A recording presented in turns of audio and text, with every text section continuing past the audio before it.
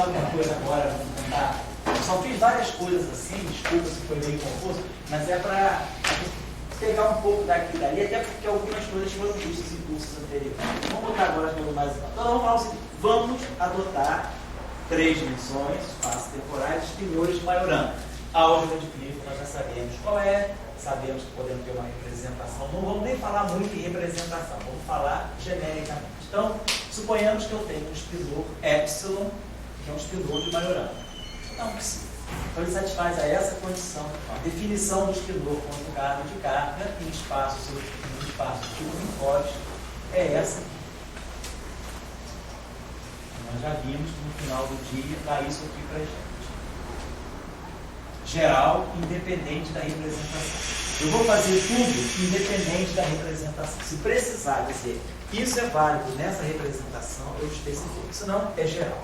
Bom, tem umas propriedades muito interessantes que os espinores de Majorana satisfazem. A primeira propriedade interessante é que mostra por que o espinor de Majorana ele é o análogo do número real no espaço de números. Por exemplo, se nós pegarmos um espinor genérico, um espinor de Dirac, que é um espinor geral. Espinor geral, quando a gente fala espinor geral, é um espinor tipo Dirac. Ele não é sujeito a nenhuma condição particular. Simplesmente ele é um espinor do tipo Dirac em 3 dimensões, então ele é um espinor com 2 componentes complexas. As 2 componentes são complexas, independentemente da representação, são um espinor geral. Se nós pegarmos um espinor geral, vamos pegar um espinor aqui, desse tipo aqui. Se nós pegarmos esse espinor, e somarmos ele com o complexo, com o conjugado de carga dele, a gente vai ganhar um outro espinor. Isso aqui é um espinor que eu posso chamar de Si. Qual é a característica desse espinor Si? Se eu tirar o conjugado de carga dessa relação, se eu tirar Si, eu tenho o conjugado de carga de Qui aqui. Uma propriedade importante que a gente tem que dizer é que se eu tirar o conjugado de carga do conjugado de carga, isso aqui daqui. Tem espaços em que isso aqui dá menos que. Nem sempre, né? Vamos botar aqui. Pode ser uma involução ou uma anti-involução. Por exemplo, se eu pegar essa propriedade aqui, conjugado de carga, isso aqui pode dar mais ou menos que. Esse mais ou menos depende da dimensão do espaço-tempo.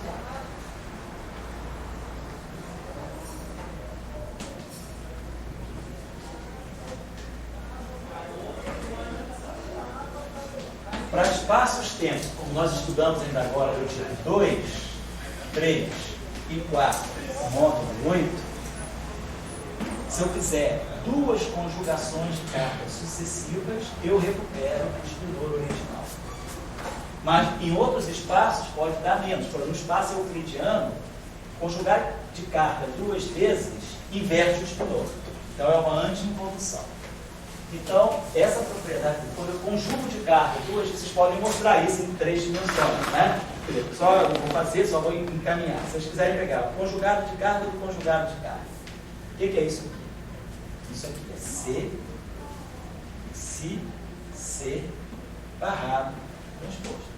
Então, eu estou tirando o conjugado de carga desse espinor. O conjugado de carga de um espinor qualquer é isso aqui. Agora, se eu tirar o conjugado de carga, eu vou ter que sair agora aqui, eu vou lançar essa operação. Aqui vai ficar Qui. Agora, quem é Qui C? Qui conjugado de carga é C, Qui barrado, transposto. Isso tudo aqui barrado, isso aqui transposto. Então, agora, eu vou ter que tirar o barrado disso tudo aqui. Aí a gente sabe que o barrado disso tudo é Qui barrado transposto. Barrado, C barrado. Então, fazendo essas manipulações aqui, vocês mostram que isso aqui me dá mais Qui.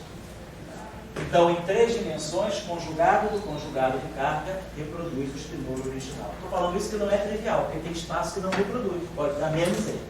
Mas em 2, 3 e 4, em todos os espinores, em todos os espaços-tempo, onde eu posso definir os penores de Majorana, essa condição aqui é verdadeira. Então, vocês façam esse exercício, quem quiser fazer. Só estou falando isso por quê? Porque aqui eu vou precisar usar essa relação. Conjugado de carne, o que e o que. Mas o conjugado de carne, que ser, conjugado de carne, que. Então, isso aqui é o próprio que. O que? Eu defini isso aqui. Então, esse espinor, se eu pegar um espinor e somar a esse espinor, o conjugado de carga dele, eu ganho um espinor de Majorana. Agora, vamos pegar essa relação. Se eu pegar que, fizer isso aqui, essa definição aqui, como que eu posso fazer isso aqui? Que menos o conjugado de carga dele sobre I. Vamos dizer que isso aqui seja um espinor zeta. Definir esse espinor aqui. Ele menos o conjugado de carga sobre I.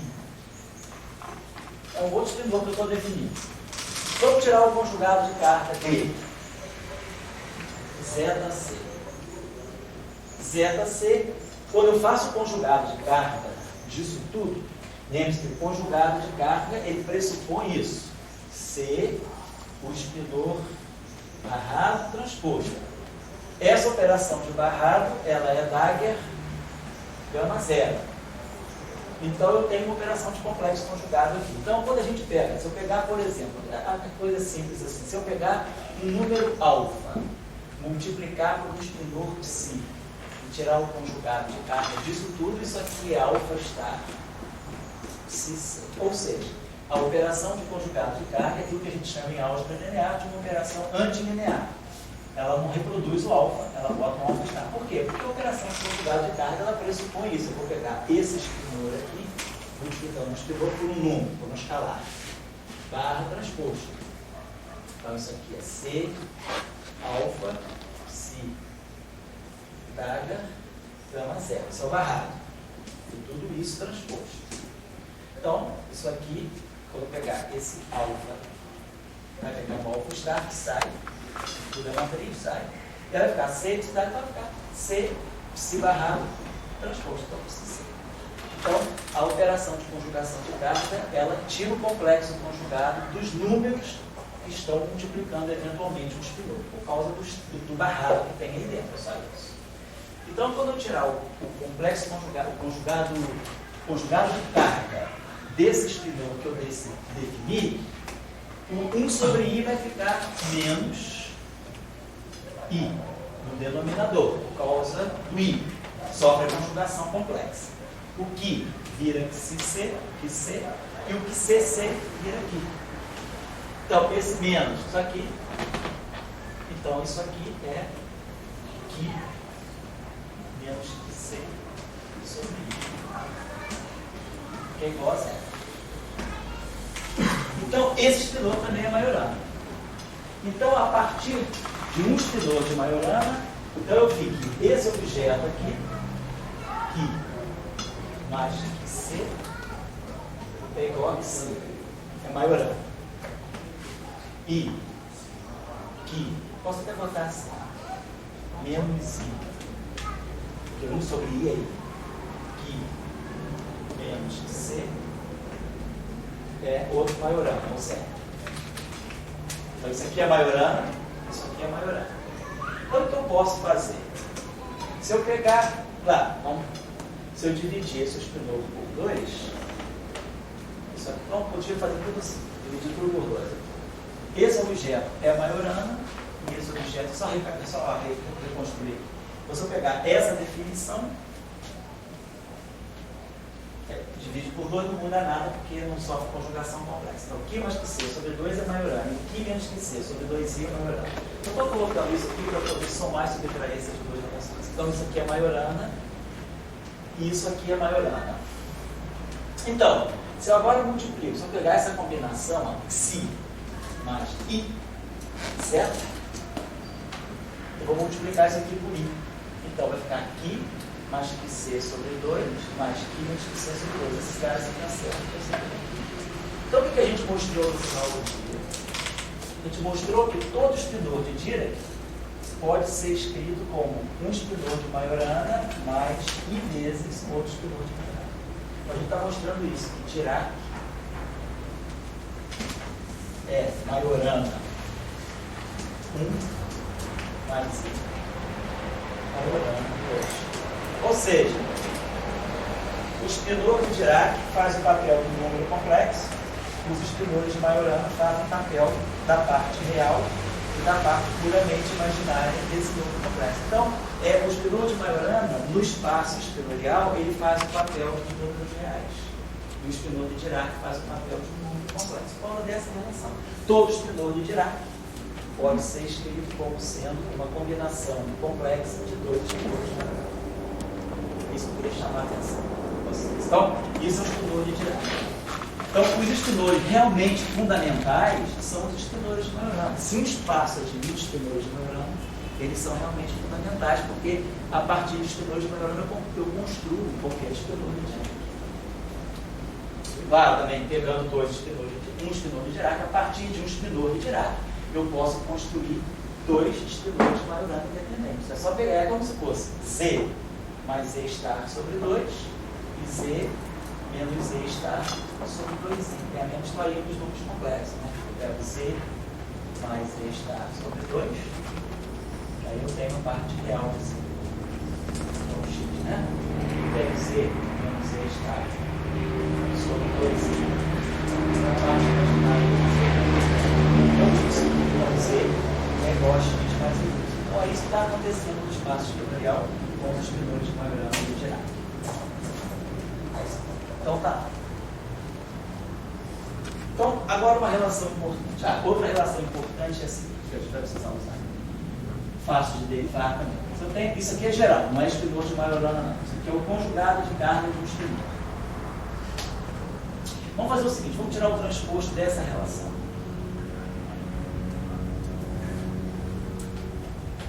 Quando eu transpuser essa relação, isso aqui é um espinor, né?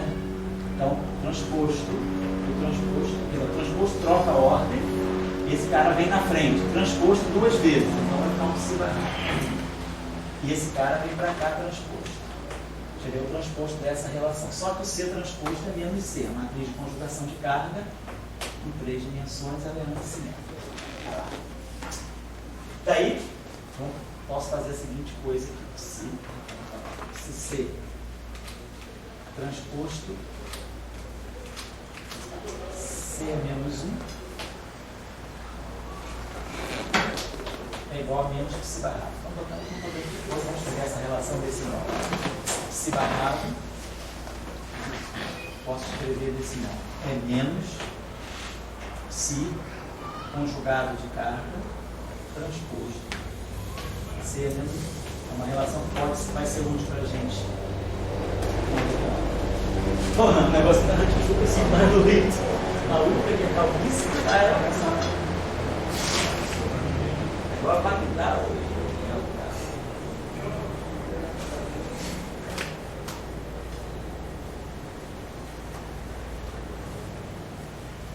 Vamos lá. Então, outra relaçãozinha que vai ser útil já para a gente, vamos fazer o seguinte: se eu tirar o barrado dessa equação, se C barrado, vamos barrar essa equação.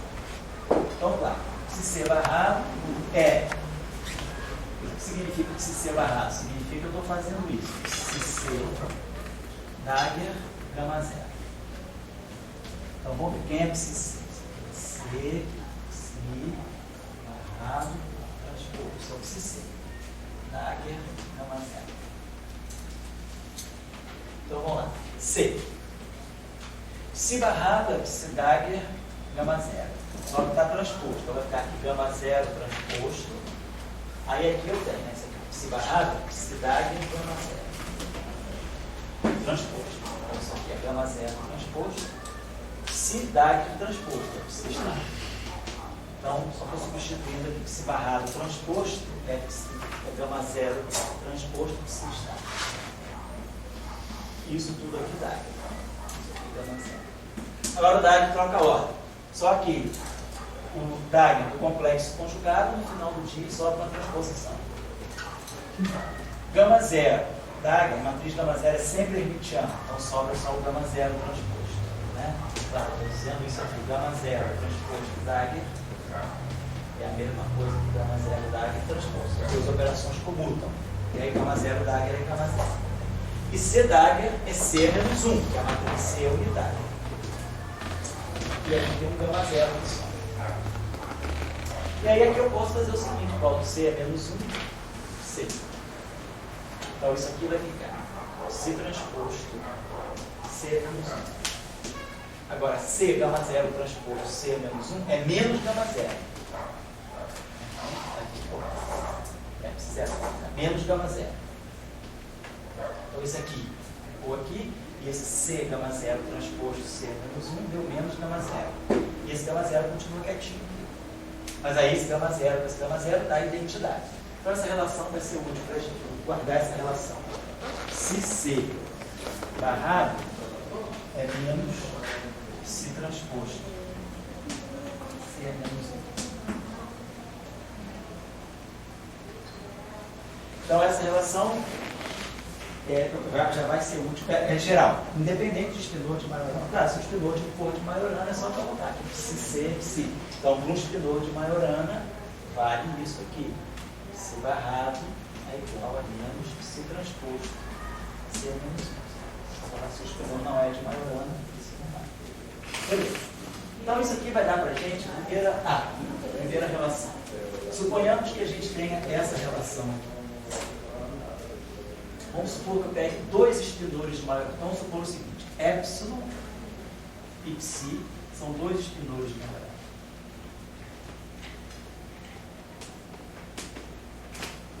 São dois espinores de Majorana. Vamos formar essa combinação aqui. Epsilon barrado e psi. Então, isso aqui do espaço espinorial, isso é um número, é um escalar. É um espinor separado, um espinor deitado, DAG é gama zero, e psi é um espinor em pé. Então, no espaço espinorial, isso é um escalar. São números. Então, é claro, vamos ver o que é isso aqui. Se eu pegar o transposto desse número, o transposto desse número é ele mesmo. Eu estou pegando o produto escalar de um vetor deitado por um vetor em pé, isso dá um número, então se eu transpuser, eu vou obter ele mesmo. Isso é um truquezinho que eu estou fazendo que vai me servir. Estou usando aqui uma coisa redundante. Agora, quando eu transponho, o que significa transpor? Significa que eu tenho epsilon barrado alfa, psi alfa. O que significa transpor? Significa que eu vou colocar esse na frente e esse aqui, né? Eu estou fazendo isso aqui, psi alfa, epsilon barrado alfa. A gente transpõe, então significa que eu estou fazendo isso aqui. Se isso aqui é um espinor em pé, o psi transposto vai ficar um espinor deitado. O epsilon barrado é um espinor deitado. Ele vai ficar um espinor em pé. Então, não perdi a escalaridade dessa grandeza. Né? Eu tiver isso vezes isso. Quando eu transponho, esse cara deita e esse fica em pé. Continua a ficar um escalar. Só que tem um detalhe, que eu não coloquei até agora. Em supersimetria, nós adotamos que os espinores todos são espinores, vamos dizer, os espinores todos são números chamados de Grasman. O que significa número de Grasman? Vocês já devem ter ouvido falar aí, quem estudou um pouquinho de Young Mills, quando a gente quantiza o Young Mills, introduz o grid fixing, introduz o setor de Ghost. O setor de Ghost são campos escalares, mas que anticomutam, são chamados C-numbers. São números A-numbers, números anticomutantes. Então, em supersimetria, vamos dizer por quê? Essa é uma discussão que não é clara. Nós adotamos que todos os espinores tomam valores de uma álgebra de Grasman. Então, diferentemente da equação de Dirac. Quando a gente pega o ferro de Dirac, pega a equação de Dirac, a equação de onda, né? Não é a equação de Dirac, a equação de onda, quer dizer, a função de onda psi é um espinor do espaço quadridimensional, é um espinor de Dirac, com componentes que passam uma pelas outras, não são operadores, não são campos, são simplesmente funções das coordenadas do espaço-tempo. Na supersimetria, nós adotamos que todos os términos são objeto, as componentes fermiônicas são números de uma álgebra anticomutante, são enâmicas. Então, quando eu passo uma componente pela outra, psi alfa e psi beta, isso aqui é menos psi beta e psi alfa. Claro que, como campo clássico, isso não faz sentido. Então, o que são campos clássicos? São funções, né, contínuas, né, o zero grau da diferenciabilidade das coordenadas espaço-temporais que satisfazem certas equações de campo. Nós estamos agora adotando já uma postura de que os férmions, numa segunda quantização, vão ser operadores de campo que satisfazem a uma relação de anticomutação. Que é a relação de comutação canônica, quando a gente faz a quantização canônica dos férmions, né? A gente aqui pega o momento e o campo a tempos iguais, dando o delta de Dirac. Vou colocar assim. Não é mais uma relação de comutação a tempos iguais, é uma relação de anticomutação a tempos iguais para a gente satisfazer aquela relação entre spin e estatística. Quando a gente quantiza um campo fermiônico, a gente sabe que já tem que quantizar, pelo princípio, pelas regras de Pauli e Jordan, a gente já tem que quantizar com anticomutadores e não com comutadores. Mas, claro, isso numa visão em que esses campos são operadores de campo. Aqui não são ainda. Eu estou falando simplesmente de espinores. Mas eu vou adotar esse ponto de vista. Eu vou adotar, então, que esses espinores tomam valores numa álgebra de grafo. Portanto, eu já fico limitado de dar uma interpretação de campo clássico para esses objetos, porque o que é um espinor constante? Eu pego parâmetro psi, epsilon, que é um espinor de Majorana. Ele tem duas componentes, epsilon 1 e epsilon 2. Já aprendemos. Se ele é Majorana e está na representação de Majorana, isso é real, isso é real.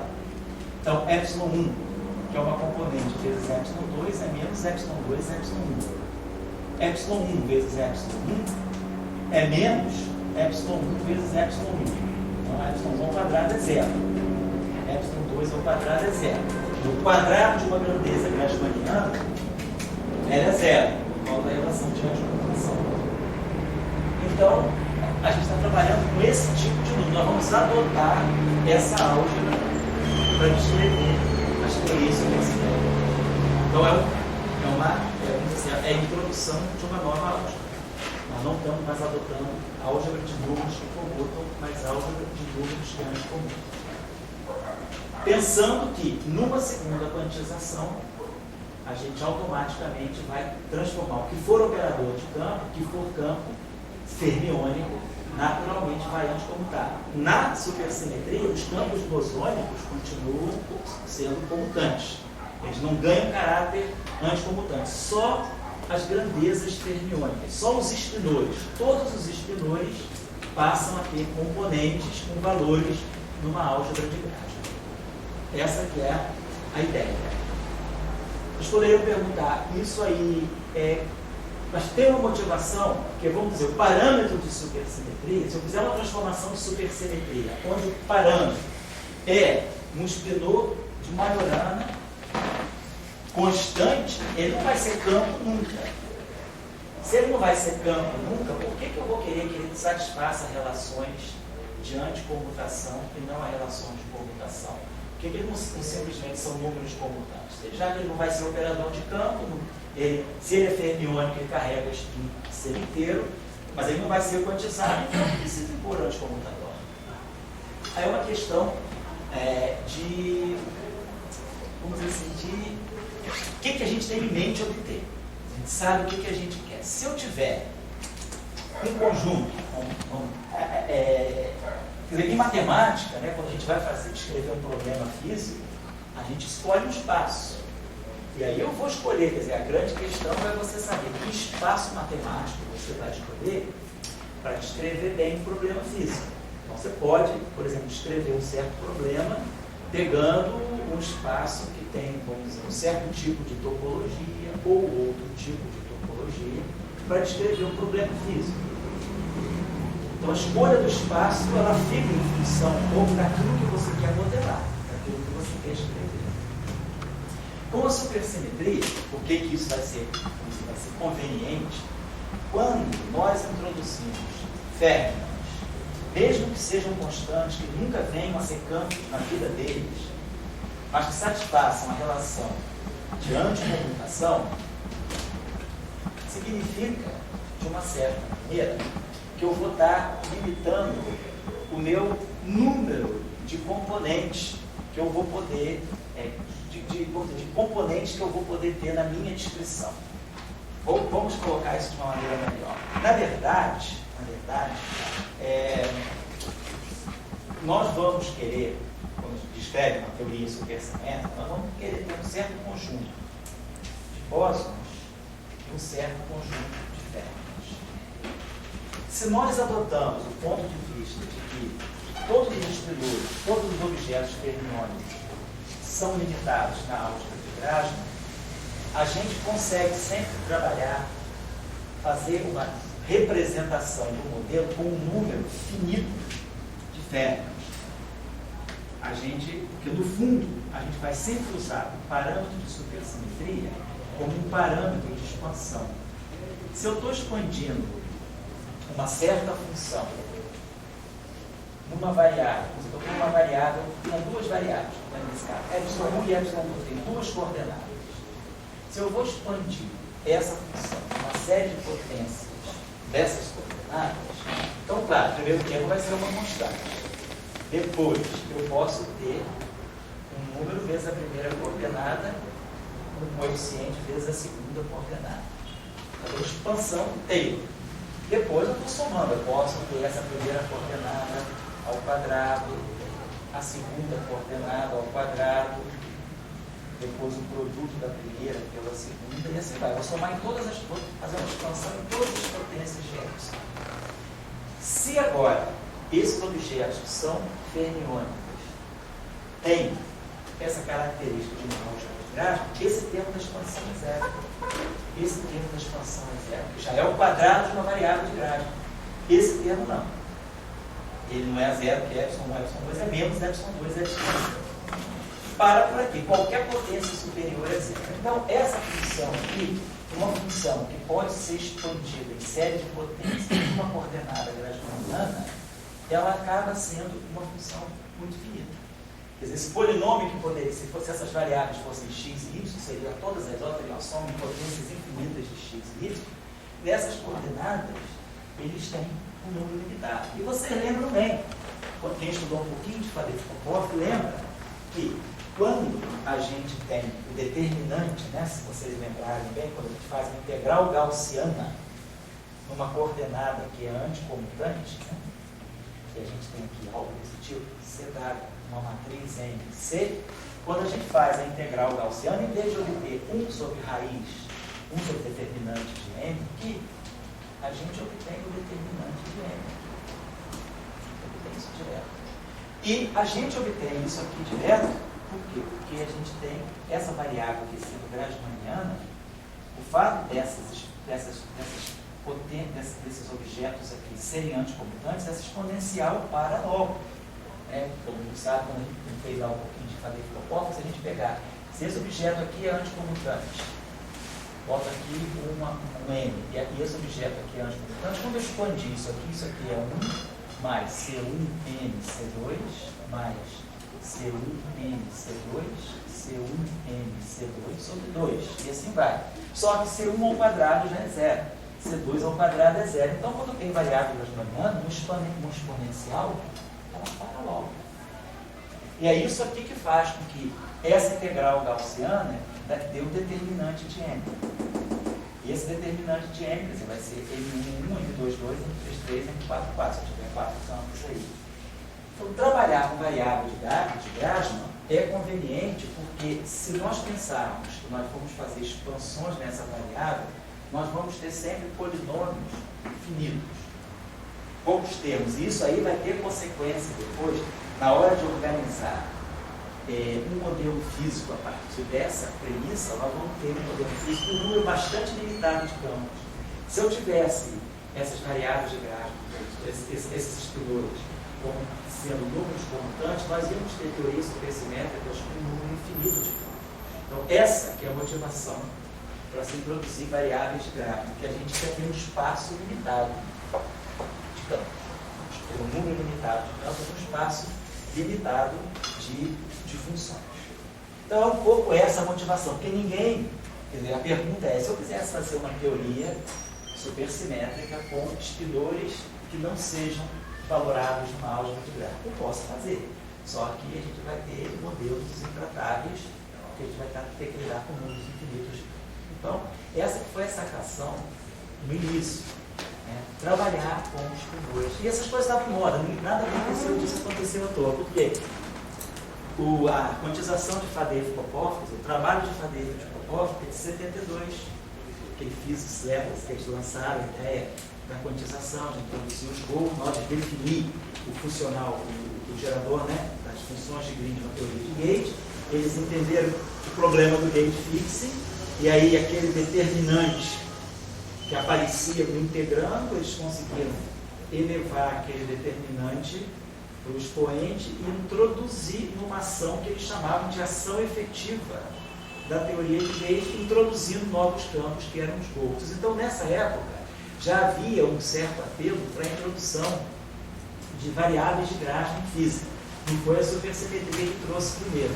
Quando Wessel e Minor escreveram o primeiro modelo supersimétrico no final de 73, eles já conheciam, quer dizer, eles conheciam até porque estavam muito envolvidos nessa questão de teoria de gate também, mas já conheciam o formalismo das variáveis de Grasp. Então, essas coisas aconteceram porque naquela época essas variáveis começaram a entrar em teoria de campos. Foi quando começaram a entrar essas variáveis de Grasp. Então, a ideia foi adotar esse ponto de vista de que nas teorias supersimétricas, todo e qualquer espinor tem suas componentes como números anticomutantes.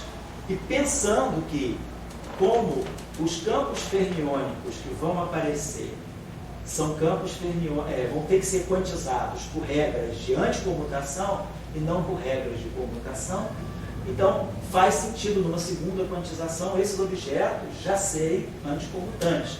Então a gente guarda por uma questão de homogeneidade que também os espinores que são constantes tenham valores numa álgebra de Grasp.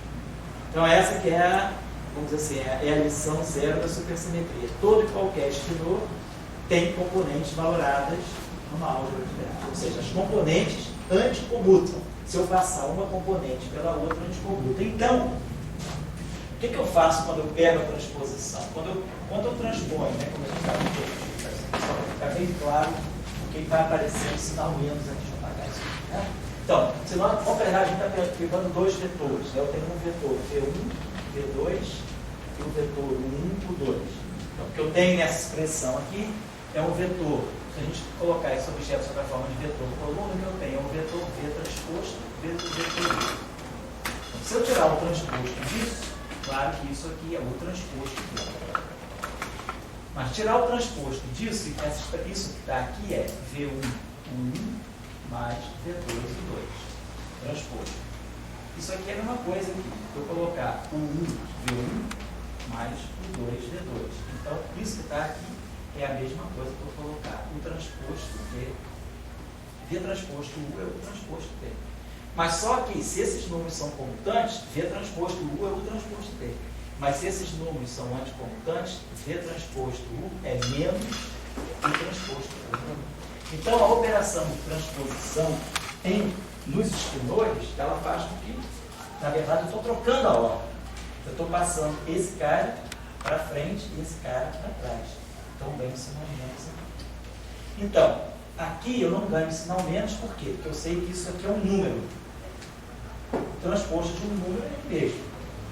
Mas aqui eu estou usando uma propriedade da transposição. O transposto de um produto é o produto dos transpostos na ordem trocada. Mas se eu troquei a ordem, eu estou no espaço de números que anticomutam. Na verdade, isso aqui é epsilon barrado componente alfa, psi alfa. Ou seja, isso aqui é menos psi alfa, epsilon barrado alfa. Ou seja, isso aqui é menos psi transposto, epsilon barrado transposto. Você está fazendo? Tá legal? Então é só isso que a gente tem, é só essa regrinha que a gente tem que se lembrar. Beleza, então aqui eu não fiz nada. Eu quero chegar a um resultado que é muito simples aqui. Então nós pegamos essa grandeza, usamos essa identidade e aqui usamos essa propriedade da transposição. Então isso aqui continua sendo epsilon barra psi. São os pinores, são. Então posso botar aqui C menos 1C. Logo a identidade aqui. Eu parti do início, dizendo que esses ambos são Majorana. Então se esse cara aqui é Majorana, se transposto C menos 1, se esse pinor é Majorana, se transposto C menos 1, se ele é Majorana, isso aqui é verdade. Para os pinores de Majorana, essa relação é verdade. Para os pinores de Majorana, essa relação é verdade. Só sei que psi igual a psi. Então, psi transposto C menos 1 é menos psi barrado. Então, menos psi transposto C menos 1 que dá o psi barrado. E C epsilon barrado transposto, se isso aqui é Majorana, qualquer pinor de Majorana é isso aqui. C, o barrado do transposto dele é igual a ele mesmo, então isso aqui é o epsilon. Então nós tiramos uma relação simples, uma relação de simetria. Se nós temos dois espindores de Majorana, e, claro, são espindores de Majorana anticomutantes, essa relação aqui é verdadeira. Então, esse bilinear assimétrico na placa dos dois espindores. Então, eu preciso usar aqui que ambos são Majorana e que ambos são anticomutantes. Tem uma outra relação mais, isso aqui é importante. Vamos deixar essa relação que vai ser muito importante para nós. Em 10 minutos eu vou parar. Essa relação vai ser muito importante, essas relações vão ser muito importantes na próxima aula, para muito pouco estudar as ações supersimétricas. Então, esses truquezinhos são importantes. Então vamos guardar essa relação. Se eu pegar agora, nós estamos em 3 dimensões. Então nós sabemos que nós podemos formar esses bilineares fermiônicos. Posso formar o epsilon barrado psi, posso formar o epsilon barrado gama mi psi, acabou-se. Porque na álgebra de Clifford de 3 dimensões eu tenho a matriz identidade, tenho as matrizes gama mi. Em geral nós sabemos, quando nós temos as matrizes gama mi, podemos ter o produto antissimetrizado das matrizes gama mi e depois podemos ter o produto antissimetrizado das 3 matrizes gama mi, gama kappa, mais gama mi, gama kappa, gama mi, mais gama kappa, gama mi, menos mi, gama kappa.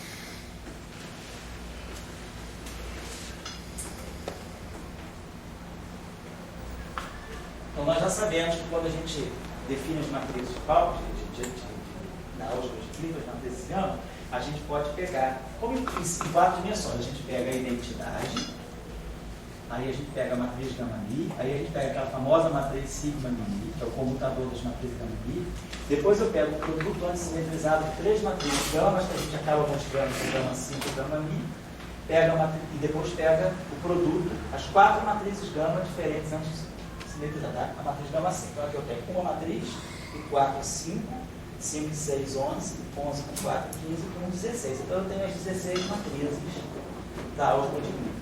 Sempre constrói as matrizes da álgebra de Clifford pegando produtos antissimetrizados das matrizes gama. Só que aqui, quando eu antissimetrizo 3 matrizes, eu boto o epsilon, e aí, pela relação de dualidade, eu chego ao gama 5. Em 3 dimensões a situação é mais simples, né? A álgebra de Clifford é 2 por 2, então eu tenho 4. Tem que ter 4 objetos.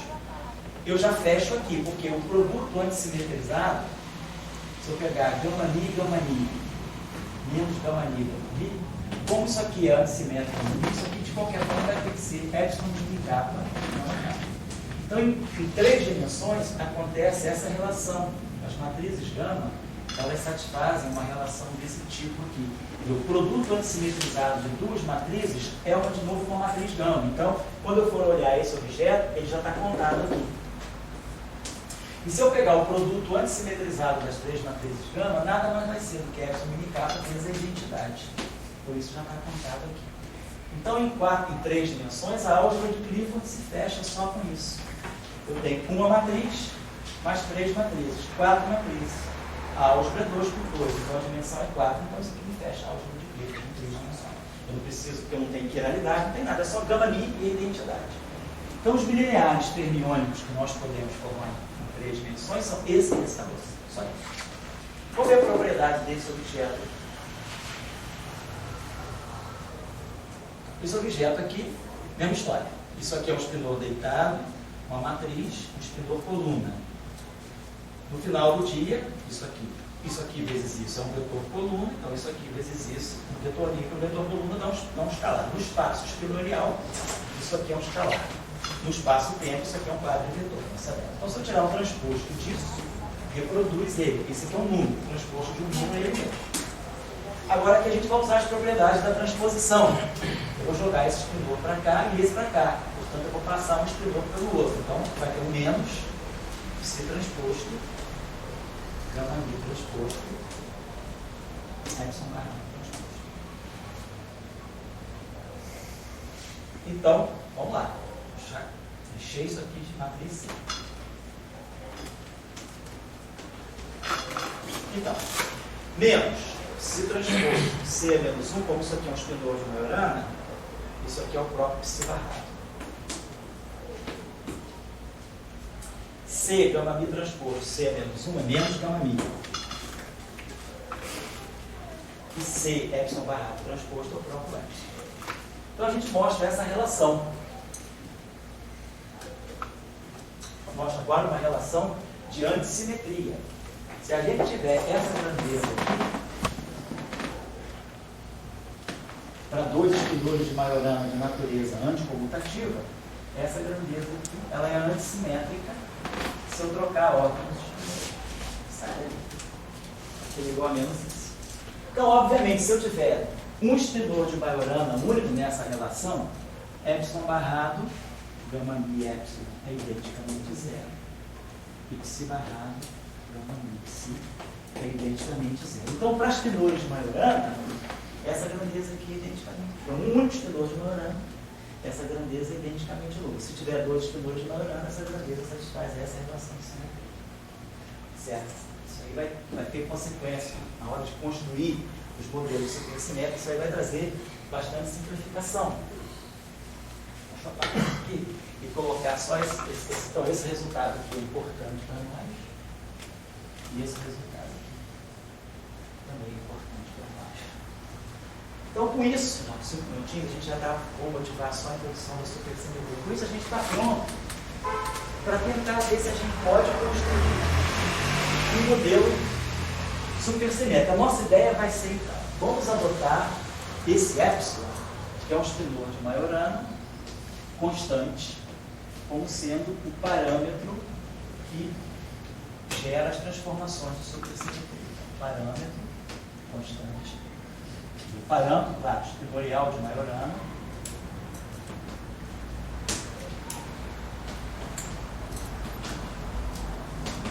que gera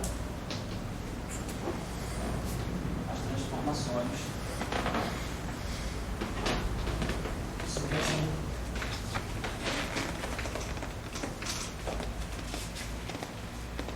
E vamos dizer que a gente tenha que esse psi seja, então, um campo clássico.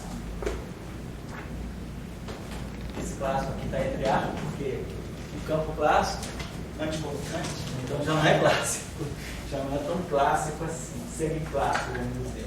Mas também não é campo quântico, porque não tem um caráter operatorial. Quer dizer, a gente pode dizer o seguinte: não dá para interpretar em primeira quantização esses objetos de Majorana como sendo funções de onda. Quer dizer, isso aí só vai fazer sentido depois de uma segunda quantização, podendo introduzir realmente a quantização das teorias supersimétricas. Uma teoria supersimétrica, vamos colocar assim, uma teoria supersimétrica, uma teoria de campos supersimétrica, clássica, na verdade, não faz sentido.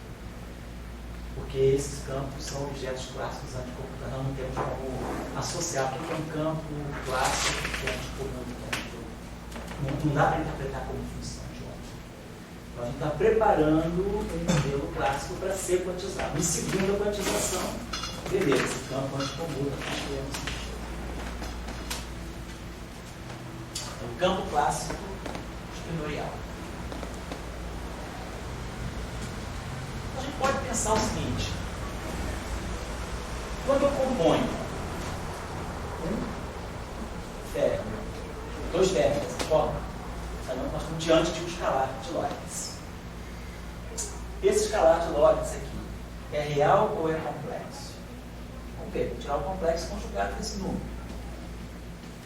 Complexo conjugado desse número, como isso aqui é um número no espaço espinorial, isso aqui é a mesma coisa que o barrado dele.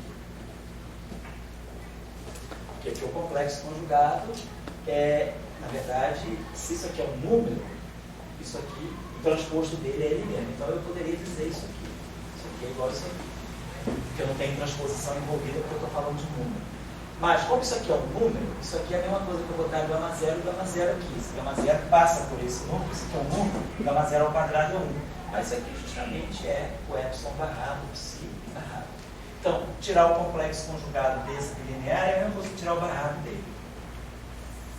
E aí a gente sabe que epsilon, isso aqui é psi barrado epsilon. Mas agora, sendo maiorana e sendo maiorana, isso aqui é epsilon barrado psi. Então esse número é um número real. Independentemente da representação. Então, sendo um número real, nós podemos pensar, será que isso aqui não poderia fazer o papel? Então, suponhamos que eu pegasse aqui um campo escalar real, que eu vou impor que esse campo sofra essa transformação. Então, vamos adotar aqui esse objeto aqui, que nós vamos interpretar como um parâmetro espinorial constante de uma transformação. Isso aqui é um campo de natureza fermiônica, anticomutante. Como isso aqui é anticomutante, como isso aqui é anticomutante, o produto é comutante. Uma coisa que é gráfica por uma coisa que é gráfica, no final do dia se comporta como uma coisa comutante, porque o número passa por aqui, porque é anticomuta duas vezes. Então, eu poderia pensar que isso aqui pode fazer o papel da variação desse campo. Se nós estamos em 3 dimensões espaço-temporais, nós imaginamos que aí é φ mesmo ou é psi? Aqui é psi. Delta Φ. Aqui é φ. Então eu vou dizer, Thiago, que eu vou usar essa grandeza aqui para ser a variação de um campo escalar, porque isso aqui é um escalar. Então isso aqui só pode ser a variação de um campo escalar. Então, isso me inspira a dizer, deve ter um campo. Posso interpretar, ou posso associar a essa grandeza aqui a variação de um campo escalar, com esse parâmetro. Bom, se esse campo varia mesmo, eu deveria agora pensar, será que eu não poderia propor um delta psi construído a partir desse epsilon e desse φ? Se esse cara aqui é bosônico, porque ele é um produto de duas coisas fermiônicas, esse cara aqui é fermiônico, ele pode ser o produto de uma coisa fermiônica por uma coisa por algo bosônico. Pensar isso. Mas aqui eu tenho que ter um cuidadinho só que assim. Serve o seguinte, se eu estou em 3 dimensões, um campo escalar real, o termo cinético dele é esse. Se eu estou em 3 dimensões, isso aqui tudo tem que ter dimensão de massa terceira, dimensão de um lagrangiano. Massa terceira. Isso aqui é massa, isso aqui é massa. Então, o campo escalar, em 4 dimensões, ele tem dimensão de massa. Mas em 3 dimensões, ele é massa. O campo tipo Dirac, o campo fermiônico, ele é ação do Dirac, psi barrado e gama mi, dmi, psi. Então, isso tudo aqui é massa terceira. Isso é massa. Então, sobra uma massa ao quadrado. Então, o campo fermiônico, em 3 dimensões, ele passa a ter dimensão de massa. E não de massa 3 vezes. Em 4 dimensões, aqui é massa e aqui é massa 3 vezes. Em 3 dimensões, aqui é massa meio e aqui é massa. Nós sabemos, inclusive, que o campo de Gauge, o campo vetorial, no campo de fóton em 3 dimensões, também tem dimensão de massa meio. Por isso que a carga elétrica, nós falamos de eletrodinâmica em 3 dimensões, né? E a gente constrói essa grandeza aqui, que é o acoplamento, né? Então esse cara aqui é meio, então isso aqui dá massa. Esse cara aqui é massa meio. Então isso aqui dá massa 3 meios. Para isso tudo aqui tem dimensão de massa a terceira, né? Então esse carinha aqui, então isso aqui é a dimensão de massa 3 meios, né? Esse barrado, esse aqui é meio, né? Ah não, desculpa, é massa com massa. Isso aqui é massa ao quadrado, perdão. Massa da massa ao quadrado. Isso aqui é massa meia. Então isso aqui dá massa 5 meios. Então eu preciso de mais meia dimensão para fazer massa ao cubo. Então a carga elétrica, né, é a eletrodinâmica em 3 dimensões. Constante de acoplamento, ela tem dimensão de massa meia. Até nós estamos no curso anterior, por isso que ela é super renormalizada. Tem dimensão de massa meia. Então, devido às dimensões, então fica claro o seguinte: esse objeto aqui tem dimensão de massa meio. Aqui, tá certo, meio.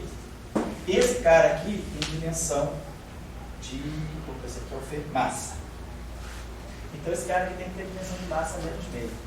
Meio. Então a dimensão do parâmetro de supersimetria, o parâmetro fermiônico da supersimetria, o parâmetro espinorial da supersimetria, ele tem dimensão canônica de massa a menos meio.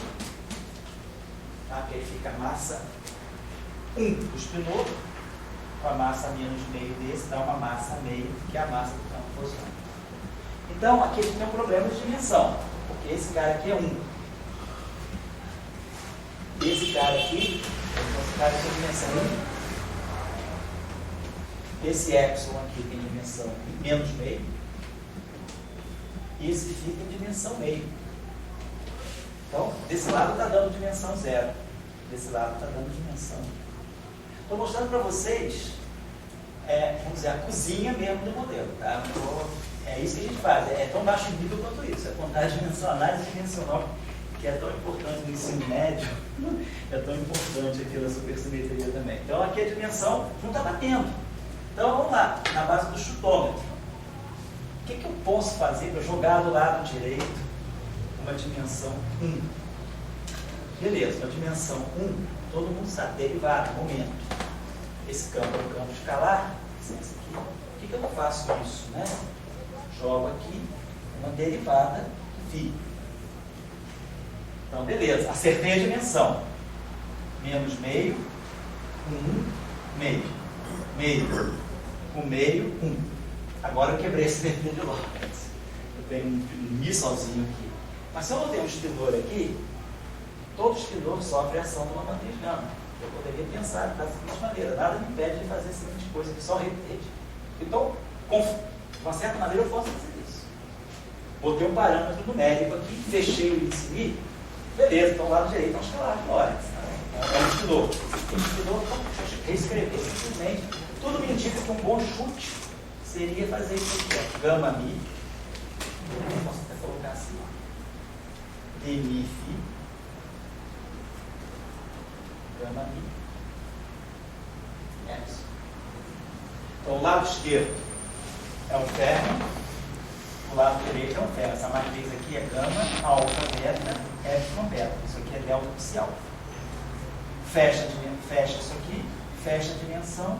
Então eu estou construindo, eu poderia pensar que eu estou construindo um modelinho com um escalar e um férmio, onde a variação do escalar ela é a função do férmio e a variação do férmio é a função do escalar.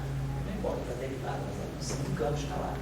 Linear dos campos. E aqui o parâmetro, linear dos parâmetros. Esse parâmetro é Majorana. Então, epsilon barrado, na verdade, é um epsilon espaçado. A gente sabe que para espinor de Majorana, epsilon barrado nada mais é do que menos epsilon transposto C é menos 1. Mas é um epsilon. Então, esse epsilon que está aqui é o mesmo epsilon que está aqui. Não tem nada complexo aí, exatamente, é o epsilon. Então, eu vou parar por aqui. A gente já está em caminho de pensar, opa, então eu estou podendo construir, já que eu introduzi um parâmetro de natureza aqui, não é? Eu estou podendo construir um dublete, onde uma componente é um escalar real e a outra componente é um férmio de Majorana, portanto real também. A gente faz uma condição de realidade. E são dubletes. A transformação desse envolve esse, a transformação desse envolve esse. Então eu estou fechando, quem sabe eu consiga buscar a representação de uma nova categoria de transformações, de uma transformação de natureza fermiônica, mas que por isso ela faz com que um férmio e um bóson se misturem no mesmo multiplete. E aí a questão é, então será que esse lagrangianozinho, eu quero um campo escalar real, vai embora. no meio de demi-fi. Pega o campo de Majorana. Então, lembrando lá da nossa estudo da equação de Dirac, a ação de Dirac é essa aqui, psi barrado e gama i, demi, psi. Você descreve a ação de Dirac sem massa. Nesse caso aqui, eu vou contar a ação de Majorana. A ação de Majorana está sujeita a uma condição de realidade. Então, na verdade, a ação de Majorana é isso aqui que você escreve. O fator meio, por causa da condição de realidade, ela é psi barrado gama i, demi, psi. Lembrando que, claro, como isso aqui é Majorana, psi barrado é menos psi transposto, psi é menos 1. Então, na verdade, esse barrado ele não está aí. Quem está aqui é o psi-psi, é uma coisa real. É por isso que eu tenho um fator meio. Mas essa é a ação padrão de Majorana. Então, a pergunta é, será então que essa ação aqui, ela, com essas transformações, ela não teria outro tipo de invariância? Se eu fizer a transformação desse lagrangiano, usando essas transformações aqui, mistura ferro com bóson, os dois estão no mesmo multiplete, será então que eu teria, de alguma forma, e aí os dois não têm termo de massa, tem uma degenerescência, os dois estão em massa nula, então eu teria dois objetos, um bosônio e um fermiônio, degenerados em massa, e um lagrangiano que pode não ser exatamente simétrico, mas que possa variar, ou uma ação que seja de repente o lagrangiano não é invariante, ele varia com uma derivada total, mas uma ação invariante, mas eu posso tirar um princípio de invariância daqui. Ou o lagrangiano é invariante, ou a ação que é invariante, não importa. Mas a pergunta é, será que com essas transformações e com aquela densidade de lagrangiano eu consigo extrair um princípio de invariância? Para L ou para a ação? Essa é a pergunta. Então isso aqui é a base de um modelo supersimétrico. Eu tenho um ferro e um bóson no mesmo multiplete. As transformações de um dependem do outro campo, então o bóson depende do ferro depende do bóson, e essas transformações jogadas naquele lagrangiano devem me levar a algum tipo de princípio de invariância. Então essa aqui é a questão que a gente falou. A supersimetria sai daí. Então, na próxima aula, nós vamos ver como é que a gente encaminha essa discussão para aquele lagrangiano, vai descobrir que a supersimetria não é uma simetria do lagrangiano, é uma simetria da ação. Quando a gente colocar aquelas transformações naquele lagrangiano, ele vai variar por uma derivada total, por um termo de superfície, que para a ação um pouco menor. Então a gente vai mostrar que a supersimetria é uma simetria da ação, não do lagrangiano, mas vamos tirar um princípio de simetria. E aí a gente tem uma coisa bastante nova, que é um multiplete onde bósons e férmions convivem, coisa que até então nenhuma teoria de Gauss tinha dado. Tem bósons com bósons, férmions com férmions, tem multipletes de bósons, multipletes de férmions, mas bósons e férmions não é multiplete nunca, só para superfície. Então isso aí quebrou uma série de preceitos que havia na teoria de campos até então, que era a ideia de que os parâmetros das transformações fossem sempre funções ou escalares ou vetoriais, nunca funções fermiônicas. Isso aqui quebrou um teorema muito importante que tinha se estabelecido no início da década de 70, que era o chamado teorema no-go. Ele tem uma série de teoremas no-go, que são teoremas de obstrução, de uma coisa que não funciona, um no-go, de Coleman-Mendler. Esse teorema de Coleman-Mendler, ele afirmava que nós nunca vamos poder ter uma teoria de campos em que eu teria simetrias espaciais, natureza espaço-temporais e simetrias internas, misturadas de uma forma não trivial. O único modo seria ter Poincaré, cartesiano, um grupo de simetria interna. Sempre isso. Com a supersimetria, a gente vai ver que a simetria interna ela está dentro desse Poincaré exponencial. Então, a gente vai romper, rompe-se com essa ideia do teorema de no-go e se constrói uma nova modalidade de teoria de campo, e é isso aqui que vai permitir um pouco a ideia de unificação, porque a simetria interna, ela deixa de ser desapartada da simetria espaço-temporal. A própria simetria espaço-temporal, ela vai incorporar a simetria interna. A simetria interna vai vir já codificada dentro da aula da simetria espaço-temporal. Tudo isso aconteceu por causa de uma modificação tão simples desse tipo. Isso sim aqui teve, vamos dizer assim, uma consequência muito abrangente. Bom? vou deixar só um exercício para vocês fazerem para casa, para treinar em casa essas besteirinhas aqui. Estou descansando. Mas eu sei que sobreviva, por favor. Vou tentar. Vai botar burca. Vai se sentir lá em Cabul. Tchau, tchau. O primeiro ali não faz também análise dimensional? Oi. No delta? Aqui? Aqui, né? Aqui a gente tem uma análise dimensional, né? É aqui que a gente fixou a dimensão. Esse cara aqui tem dimensão de massa meio, esse dimensão de 1, então deu para esse dimensão de menos meio. Aí eu fixei essa dimensão de menos meio, trouxe para cá, foi por isso que eu precisei introduzir isso tudo. Aí, a partir dessa dimensão, tá? Mas é o seguinte exercíciozinho para quem quiser treinar, que é o seguinte.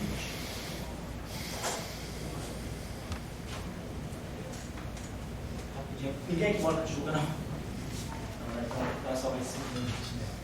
Só os nós vamos em 4 dimensões. Aqui. 2 dimensões, 3 dimensões, né? Então a nossa aula de CRI poderá 1 e gama zero. Vou fazer a seguinte coisinha aqui, mostrar a seguinte relação. Se eu pegar.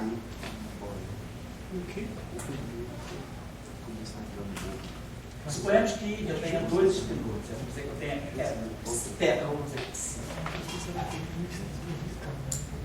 Psi é um espinhor de maioria. Vamos colocar dessa forma. Psi é um espinhor de maioria. Então, vou pegar essa componente psial psidémica.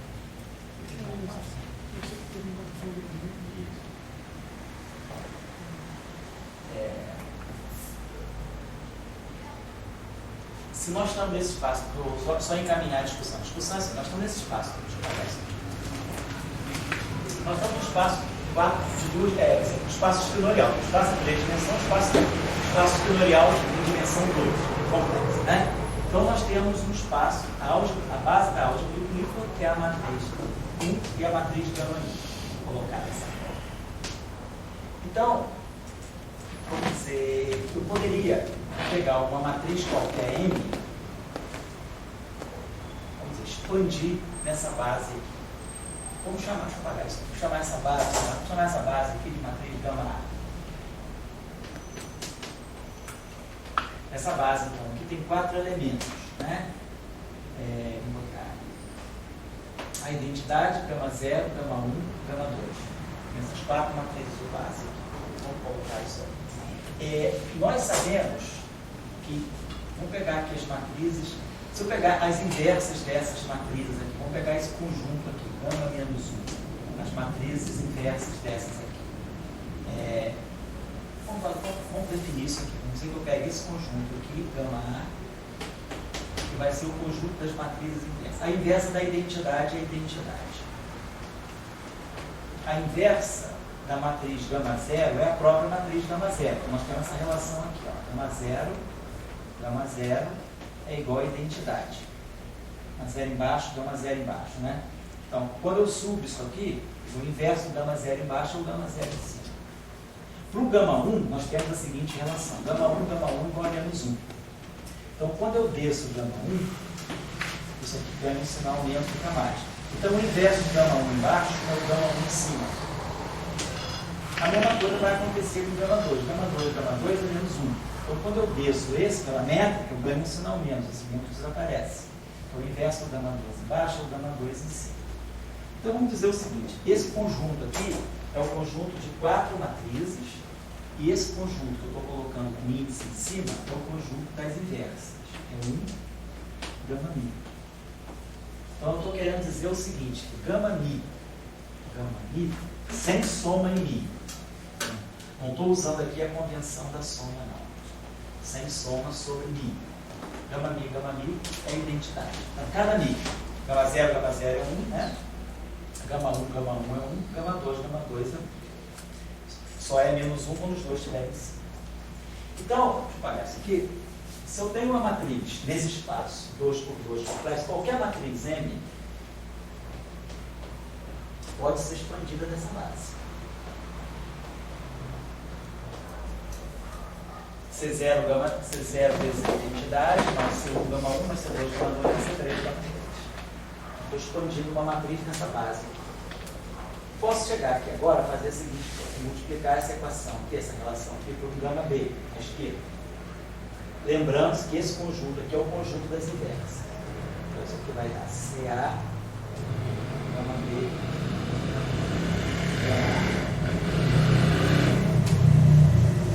gama A. Agora, esse cara aqui é o inverso desse. Então, isso aqui está virando delta BA. Então, dessa forma claro. Isso aqui, se o A for igual a B, vamos pensar aqui. Essa matriz aqui, isso aqui não é o inverso. Se eu pegar o traço dessa relação, vou tirar. Então, o que eu fiz? Peguei essa relação, que é expansão. Multipliquei por uma matriz gama B desse conjunto aqui, do conjunto das inversas. E vou tirar o traço dessa relação.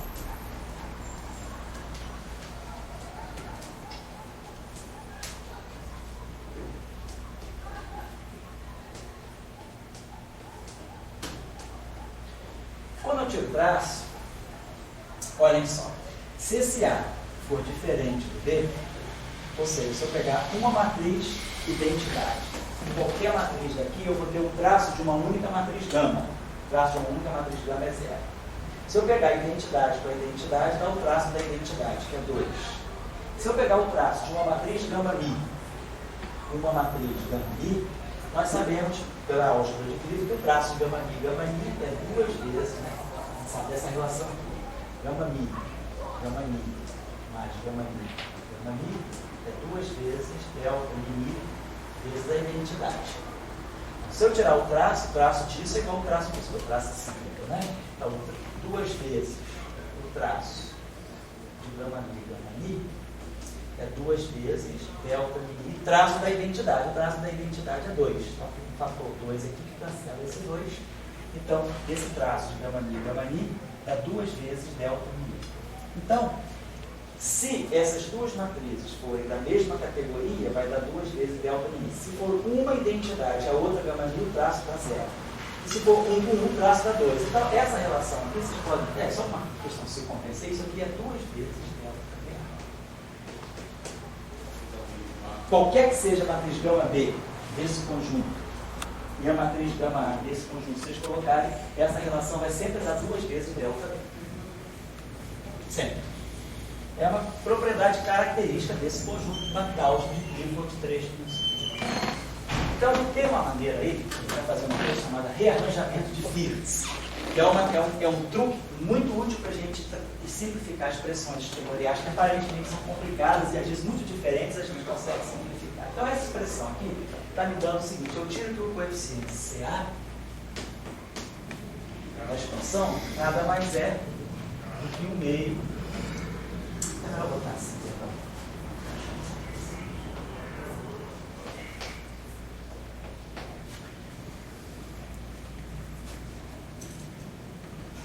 É o meio de gama A. Então, se eu quiser expandir uma matriz qualquer, qualquer matriz 2 por 2 que eu queira expandir nessa base, eu vou poder usar essa expansão só. O meio do traço. Mas é simétrico, né? Então, M, gama A, vezes gama A. Ou então, o contrário, gama A em cima de gama A. O que é importante é que eu crio esse traço aqui e deixo essa matriz aqui. Ou seja, isso aqui significa o seguinte: M alfa beta é 1,5 de M, vamos colocar assim, gama delta. Como isso aqui é um traço, gama A, delta gama A, alfa beta. Então vamos ver por que isso é útil. Por enquanto, isso parece simplesmente uma relação matricial meio sem utilidade. Mas eu consigo arrumar essa matriz M junto com as matrizes gama. O que é importante, vocês vão ver já é jogar essa matriz junto com as matrizes gama e deixar isso aqui como uma matriz isolada. Vamos ver por que isso aqui é importante em conexão com os estudantes. Tá?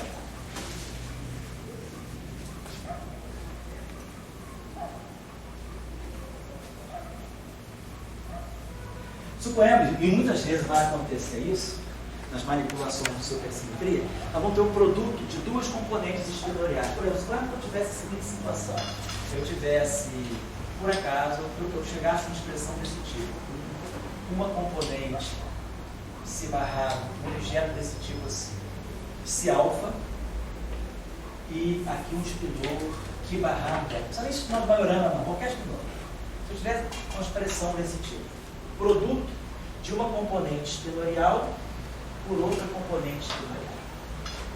Pode depois, nem vou colocar essa, nem vou colocar aqui, vou botar meu barrado, vou botar uma coisa desse tipo. Se eu tivesse esse objeto, então eu poderia pensar o seguinte: eu tenho dois espinores desconectados. Né? Como é que eu poderia dar um sentido a isso aí? Pois é, isso aqui, no espaço dos espinores, é uma matriz. Isso aqui faz o papel de uma matriz N alfa beta. Isso aqui é uma matriz N alfa beta. Então, se isso aí é uma matriz N alfa beta, eu poderia usar essa relação. Eu poderia pensar o seguinte: M alfa beta, que é isso aqui, que é psi alfa, que beta, é o meio de M gama delta. Psi gama que delta. Vezes matrizes gama A delta gama. Vezes as matrizes inversas alfa delta. Então eu estou transferindo esses índices aqui para essas matrizes aqui. Agora, essas matrizes aqui, elas estão de uma forma que pode ser bastante conveniente para mim. Poderia fazer o seguinte: esse espinor aqui anticomuta com esse, as componentes espinoriais anticomutam. Então eu posso transitar esse cara para cá, colocando um sinal menos. Então isso aqui está dando para mim, ó, esse espinor está aqui. Formei essa matriz aqui e formei esse espinor aqui. Então, ou seja, eu formei um bilinear fermiônico e joguei tudo nas matrizes. Vamos só mais um pouquinho em frente, a gente está mostrando o seguinte: se eu pegar o produto de um espinor psi dessa componente por um que beta, eu estou mostrando que isso aqui é um meio. Gama A, o primeiro termo de gama A é a identidade. Então eu estou mostrando que isso aqui é menos um meio. Posso escrever isso dessa forma: menos um meio do que transposto psi. Então formei um espinorzinho. E depois eu posso colocar aqui as matrizes gama mi. Isso aqui vezes a identidade. Identidade alfa beta. Vezes delta alfa beta. E depois o outro termo fica menos um meio que transposto gama mi psi. E aí aqui eu formo a matriz gama mi alfa beta. Então a gente consegue transformar uma expressão que é conjunto, por exemplo, produto tensorial de dois espinores em espinores, assim vamos dizer, bem agrupados sob a forma de bilineares. Deixa eu apagar isso aqui. Vamos fazer o seguinte, mais uma manipulaçãozinha só aí. Mais um exercíciozinho só, que aí o resto eu vou deixar para vocês concluírem, só para vocês verem como é que o procedimento funciona. Então isso chama-se rearranjamento de Fields. O rearranjamento está nisso. Eu começo com uma expressão matricial livre, eu consigo jogar os elementos dessa matriz, transformar os elementos dessa matriz em elementos das matrizes de base e guardar os espinores em lineares fermiônicos, que muitas vezes eu consigo manipular facilmente pelas equações de movimento. Suponhamos, só mais um exemplo assim, que eu pegasse uma relação mais um pouquinho para que pegasse, não com Ki, mas pegasse com Ki barrado.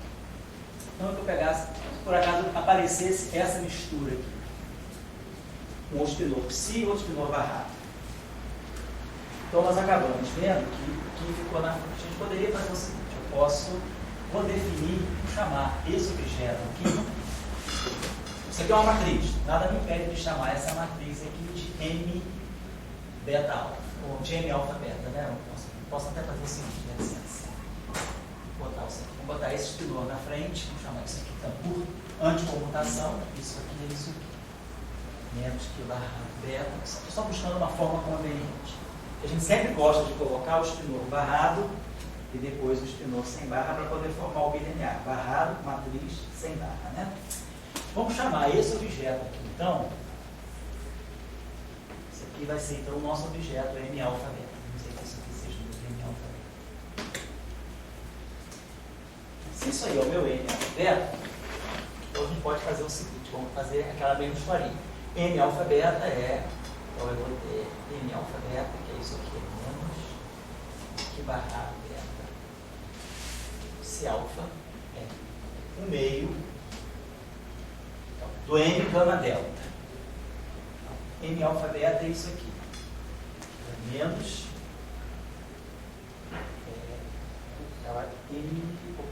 M gama delta, gama A delta gama, né? Então M gama delta, menos que barra delta, sim.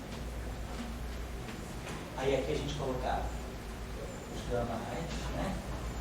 Delta gama, M gama delta, gama A, delta gama. Só que o meu M gama delta é invertido, está vendo isso?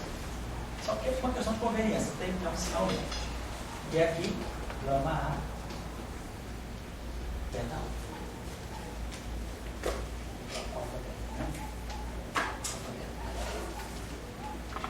Estou chamando, isso aqui é o meu M alfa beta.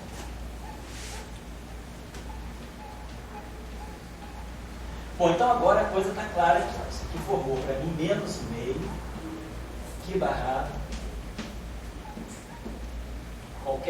qualquer matriz aqui nesse bilinear. E aqui eu joguei as matrizes isso aqui. Então, a gente consegue transformar o produto de dois espinojos através dessa relação. Esse produto aqui, nós conseguimos formar esse bilinear e jogar essa matriz aqui. Por exemplo, se eu tivesse isso aqui, menos Q barrado, psi barrado beta, psi alfa. Só para pegar o mesmo espinor agora, que é o que vai muitas vezes aparecer. Nós temos que isso aqui é menos 1/2 psi barrado, gama A, psi.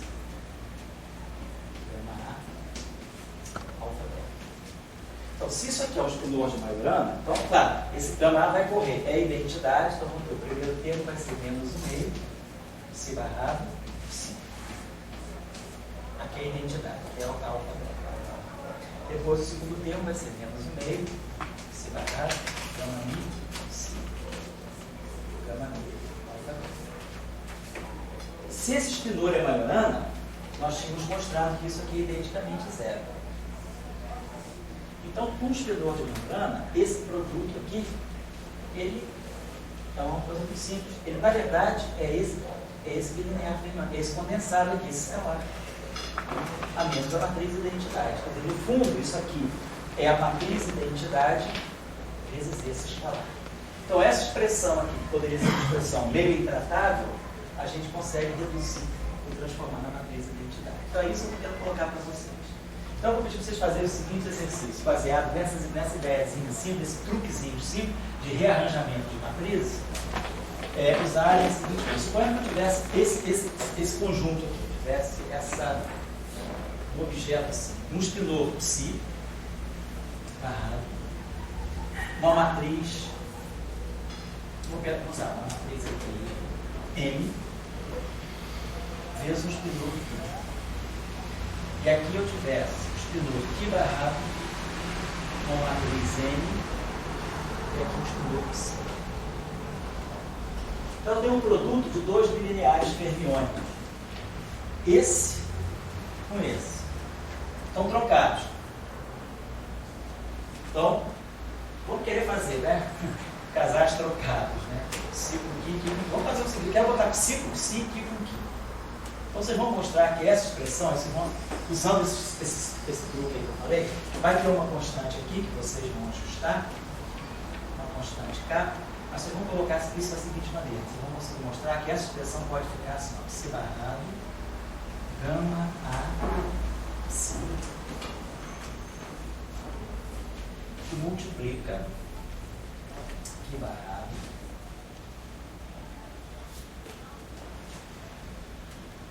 tem que acertar, pode ser que seja algo positivo.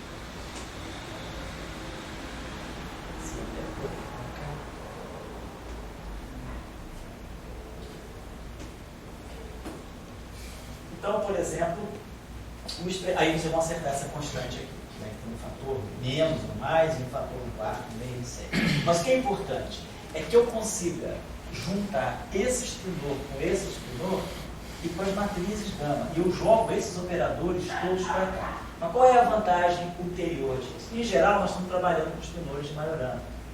Se nós estivermos trabalhando com espinores de Majorana, a hora que eu for correr nessa base, somar sobre os ais, se isso aqui é um espinor de Majorana, só a identidade vai sobreviver. O gama mil vai dar zero. Então, se esses espinores são de Majorana, eu vou ter essa constante aqui, vou ter psi barrado psi, e vou ter esse bilinear aqui. Que só vai contribuir a identidade. E se por acaso aqui for a identidade, aqui eu tivesse bilineares simples, eu ia conseguir mostrar que esse bilinear, psi barrado que barrado psi, nada mais é do que psi barrado psi, que barrado que se o NN for em 1. Mas não importa, se NN podem ser operadores quaisquer.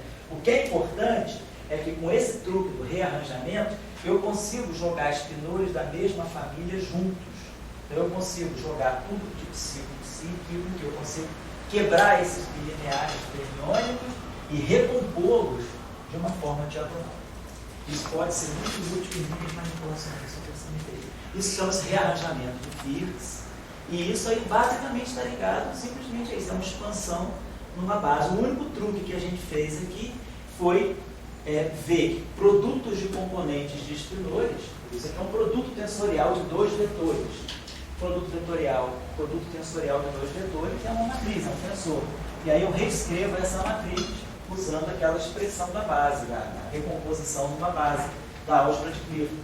E a gente poderia fazer isso, pode fazer isso em 4 dimensões também, só que em 4 dimensões a base é mais ampla. Além da identidade e das matrizes gama mi, nós vamos ter as matrizes sigma mi, gama mi, gama sim, gama 5. A gente vai ter uma expansão numa base de 16 matrizes. Eles são 16 matrizes e não 4. Mas em 3 dimensões a coisa fica muito simples. Mas o truque está aí, quer dizer, quem entender esse truque aqui, nós vamos poder depois implementar esse truque imediatamente em 4 dimensões. Então, trabalhar em 3 dimensões é mais simples, porque a gente tem uma álgebra mais limpa, mas as ideias estão todas aqui. Tudo que eu fizer aqui eu vou poder depois transladar para 4 dimensões. Tá legal? Então, eu queria que vocês, usando o rearranjamento de Firth, mostrassem essa relação aqui, acertando esse fator, que vai ter que passar o espelho para cá, vocês vão ter que jogar esse psi para cá e vai passar 2 vezes, mas vamos jogar esse aqui para lá, então vai ter um outro sinal mesmo, só para ter cuidado aí com as anticomunicações, certo? E isso aí só. As outras coisas que vocês podem mostrar, dá para mostrar, é a seguinte coisa, psi barrado. Não estou dizendo que se esse espinor aqui, vamos dizer, se eu tivesse isso aqui, psi barrado, gama mi, aqui, ao quadrado, mostrar que essa expressão, ela pode ser escrita proporcionalmente desse modo, psi barrado psi, que barrado. Quer dizer, o produto, né, se fizer essa corrente, essa interação dessas duas correntes, a contração dessas duas correntes, está dando simplesmente esses bilineares escalares. Tem que mostrar uma relação desse tipo. Mas, no fundo, exatamente igual para aquele lugar. Bom, então são esses truques em bobos só para poder treinar um pouquinho essa manipulação com os espinores. Tá? E na próxima aula a gente vai trabalhar um pouquinho mais a construção do modelo supersimétrico. Isso aí é só a álgebrazinha que vai estar, a gente vai estar precisando usar.